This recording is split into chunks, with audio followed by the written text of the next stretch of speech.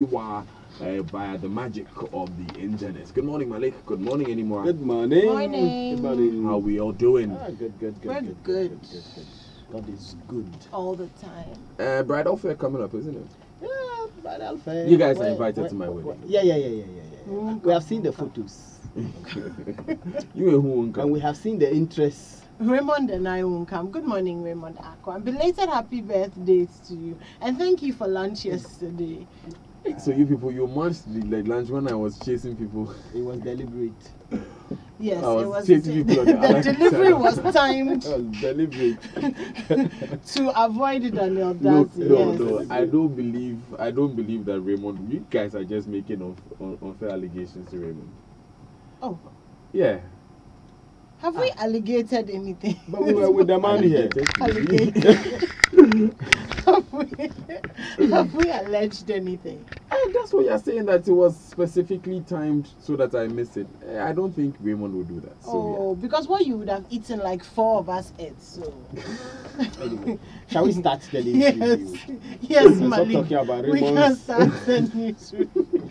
Let's start with the Finder newspaper. Law school exams saga resurfaces. Professor Sari bemoans delay in hearing injunction motion. Also on the front page of the Finder newspaper, Dr. Bawumia to serve on the board of global body. Communications Ministry submits Kelny GVG contract details to the Attorney General, and UN backs inclusive consultations in EC appointments. And in the Chronicle, Ejisu SHS whistleblower goes to court over bunking of schoolgirls. NDC wants GNPC probed. The minority spokesman on energy is saying that petitioners pray Amidu to prosecute Charlotte to say. That's it for the Chronicle. The New Crusading Guide newspaper, Ekufuado to contest 2020 elections, and we heard that from Gabi Asaro at the Kofrodia conference. I am too broke to embark on flamboyant campaign. You know who said that? Dr. Amwakuba, the political scientist whose knowledge didn't appear to make an impact in the elections. Also on the front page of the New Crusading Guide newspaper, Toba Afede slams Freddie Blay over 275 buses controversy. Those are the stories on the front page. On the front page of the Today, who succeeds EC boss Mensa Bronsu Akwete in the mix? Prosecute Charlotte Osei, EC petitioners, and pay global sponsors 2018 Ghana party in the park. The Daily Guide newspaper, Charlotte Osei hot dragged to Amidu, Otunfo grabs Ghana card, and sports minister cleared of visa fraud. That's deputy sports minister. In the Ghanaian Times, chairman of Christian Council laments too many cooks in cassocks as he lashes out at fake pastors. President arrives in the Volta region for a 3-day tour. President reinstates deputy sports minister and the NSA board chairman, and the minority is calling for a probe into Blay over vulgar opulence. Anyway, that reinstatement story is also on the front page of the Daily Statesman newspaper, but also on the front page of the Statesman. Let's work in unity for Ghana. That's NPP members told, and John Buidu is here, and he's the one saying it. In the Daily Heritage, robbers attack Metro Mass and 9 other vehicles at Manukrom. Produce missing documents, court orders investigator an Opuni case, and miners fight Akufo-Addo over suicide among members due to delay in lifting ban on small scale. The Daily Graphic newspaper, I will close down courts not fit for purpose. That is Chief Justice talking, and Kaswa Court uses chamber pot. Also on the front page of the Daily Graphic newspaper, EC workers to drag Charlotte say we have done this. Back page of the Daily Graphic, Belgium's flair up against France's skills in semi-final clash. And you have Kylian Mbappe and Eden Hazard here. And the guys to watch out for. Did you say Kylian Mbappe? It just sounds... it doesn't sound what you are thinking. Yes. It's not Mbappe, it's Mbappe. No, I know, but I think it's Mbappe. It is not. It's, no, you let's make it Mbappe. It's not. The other one it's is not just F, it is B.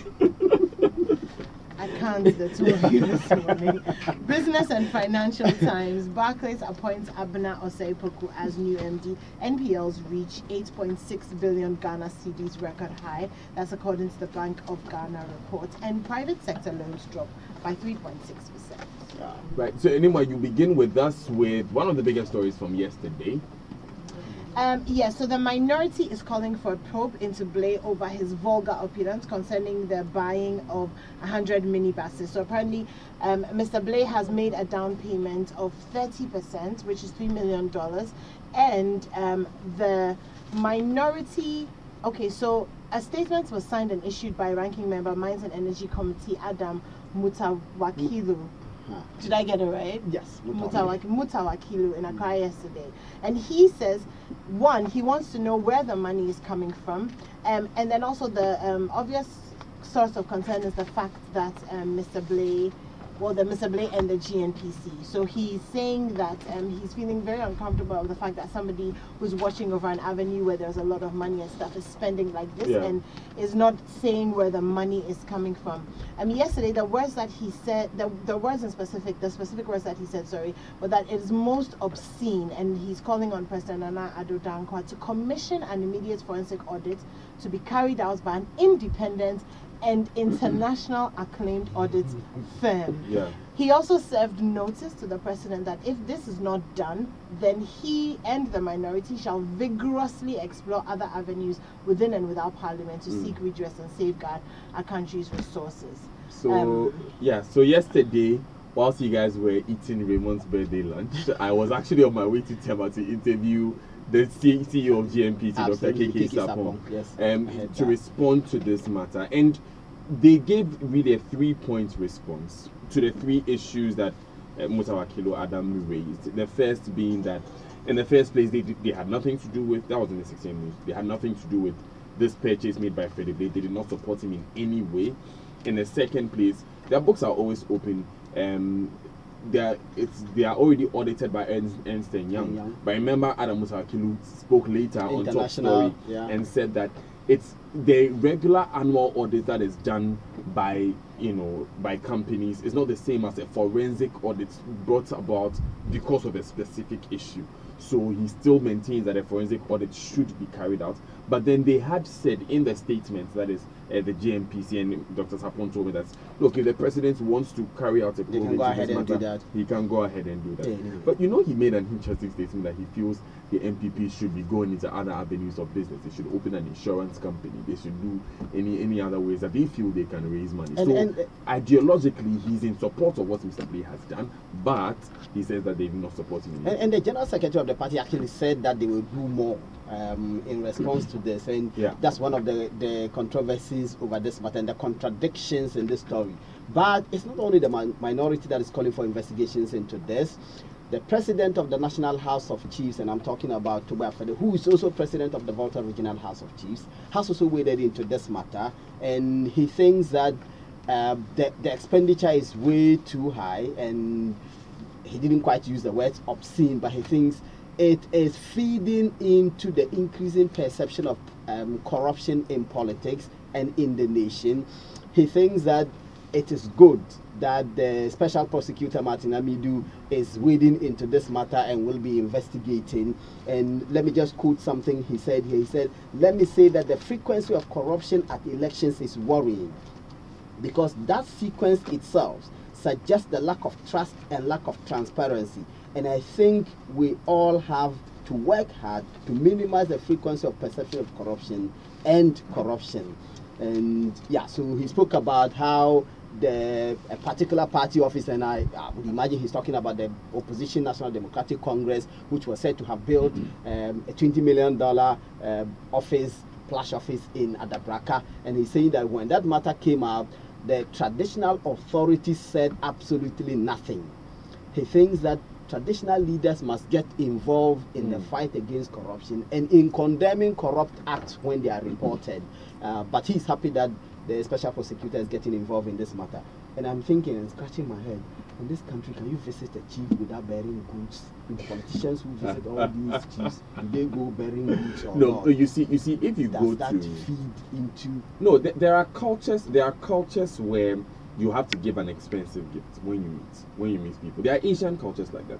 When you meet someone, it's polite to give a gift. So sometimes, even when some ambassadors are coming to Ghana, they will give a stool or they will give something. So the idea of carrying something to a chief or something may not necessarily be wrong, but what is the purpose? How much is being taken And is it meant to be in exchange for something? That's why, you see, if we had a functioning gifts policy, I don't think these questions would come up. But do we not know politicians give chiefs cars?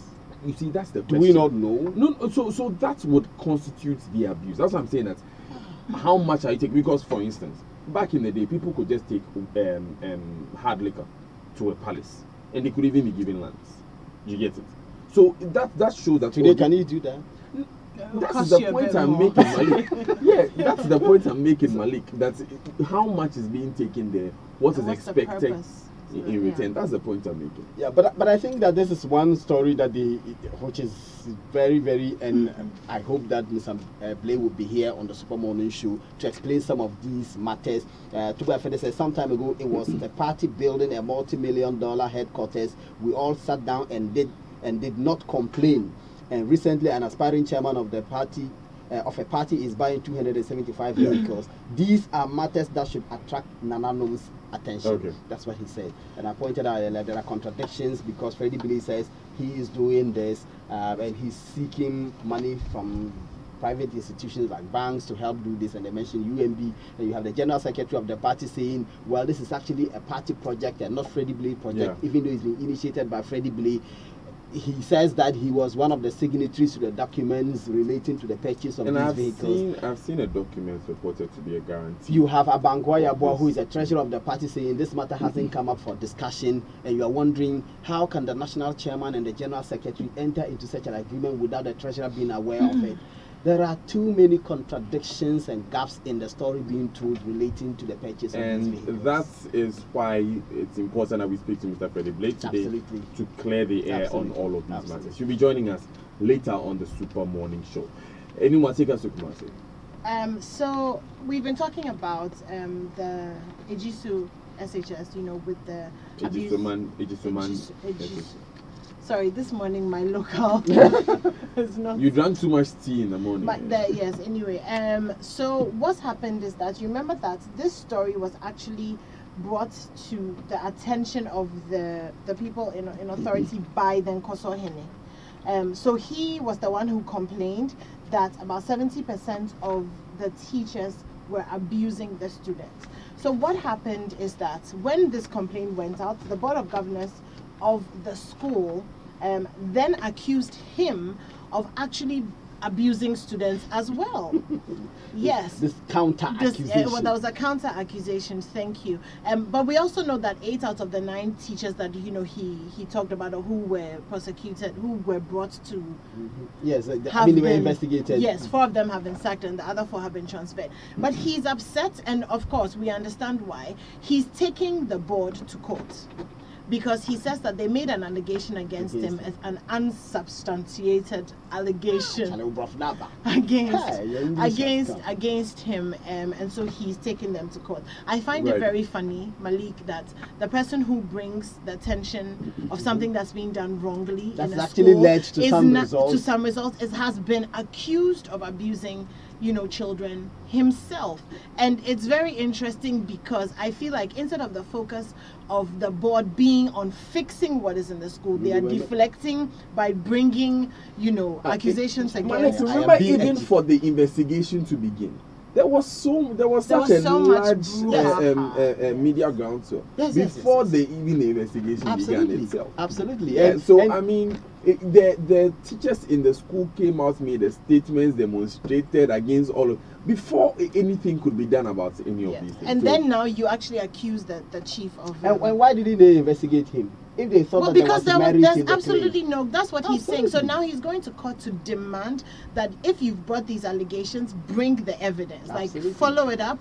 Otherwise, there's no ground for defamation. Not a spectator. So that's where we are on that story. Okay, so Daniel, the words of Mrs. Charlotte Osei, should we call her immediate past, the Electoral Commission chair, who was just recently removed, do not appear to be over yet, because yesterday the 17 workers of EC who petitioned the president, which petition led to her, we know all the issues, the setting up of a committee, establishment of prima facie, and eventual recommendation to the president and her removal, of course, together with her 2 deputies.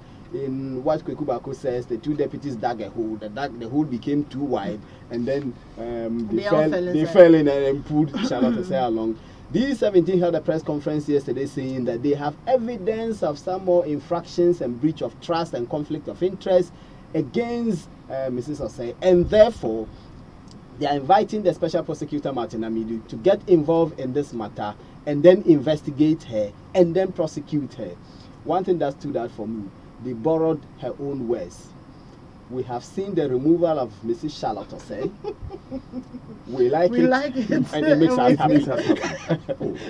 you remember her response to criticisms regarding the logo when it was said that this logo was simply copied from another institution. We have seen it, we like it, and well, we are keeping it. We saw it, we liked it. We liked it, we picked it, it makes us happy. So and actually it is for how she picked that same logo. That it's one of the 6 issues that were used against her. So Rabiu Suleiman, who is a lecturer assistant in the Accra office of EC, actually was the one who spoke on behalf of these guys, and they say, well, they are not letting the matter lie. They believe that they will do everything possible to make sure her removal is permanent and cast in stone, to quote him. Right. Any more? Okay, so we're talking now about resales in Malam. So Ghana, Ghana is ranked 3rd in the world when it comes to marijuana. We have retained our status as 3rd. 3rd in the world? Yes. The entire world? As opposed to quarter of the world. No, it's just, what is the size of Ghana? How many people are in Ghana? What's the size of the economy of Ghana? Our land is very fertile for wheat production. We have 3rd in what? 3rd in wheat sales or cultivation or what? Consumption. Consumption. That's right. 29.6 million. China has 1.1 billion. India has how many? Like 500 billion. Like I said, we have retained. We were, and then another year went by, and we have retained our position here. Such an accolade. So 22% of children in school are using weed between the ages of 14 and 17. It's very, very disturbing. Anyway, apparently, so resales is booming in Malam. Malam is a tiny little hub of marijuana sales.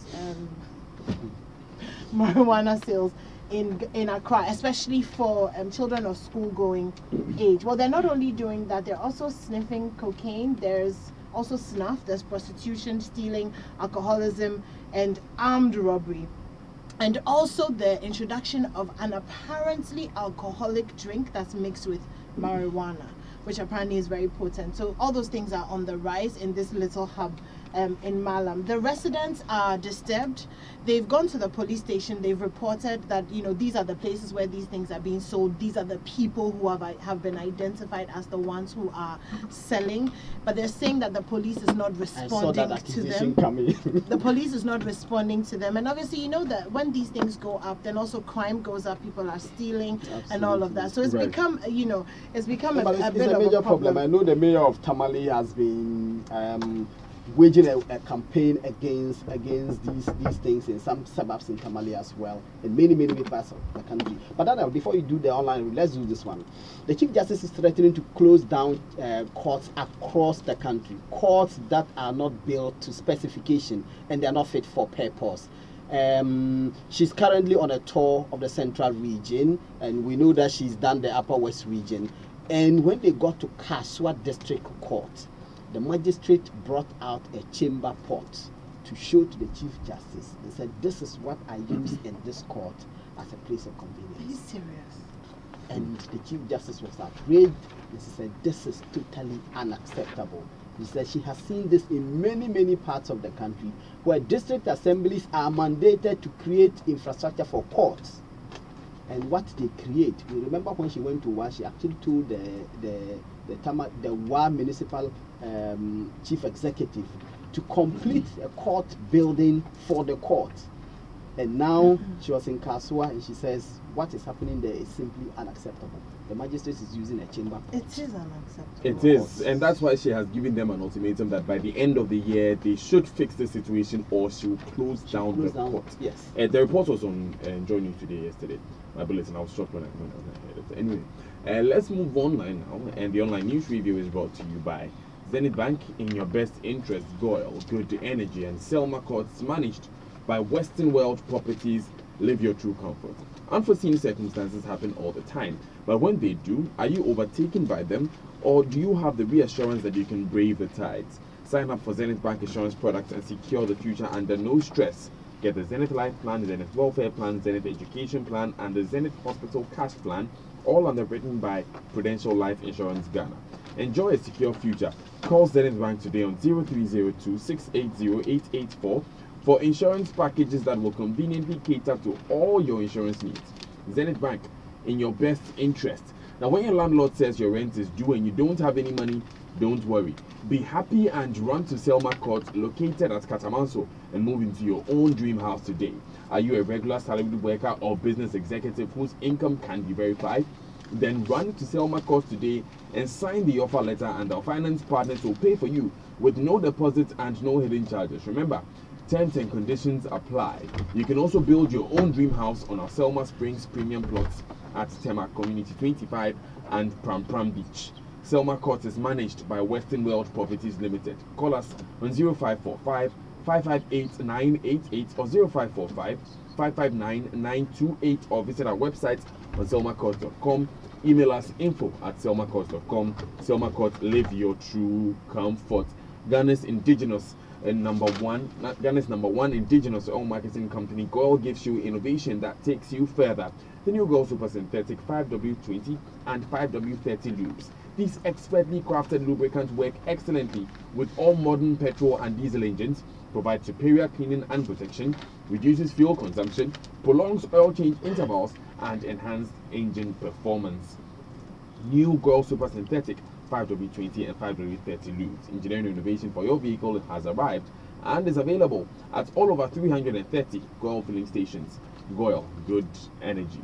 Yeah, you know, Daniel, I was talking about how the district assemblies are mandated to create all of these courts. The DCE for the Kaswa area actually expressed shock when the story came out. And he's like, no, it's not possible. They've allocated 8 toilets. There are 8 toilet facilities in the area. They've allocated 1 for the use of the magistrate. So in the area, like in the area, in the facility, town, in the building where the court is located. So it's surprising that the magistrate will say she uses a chamber pot.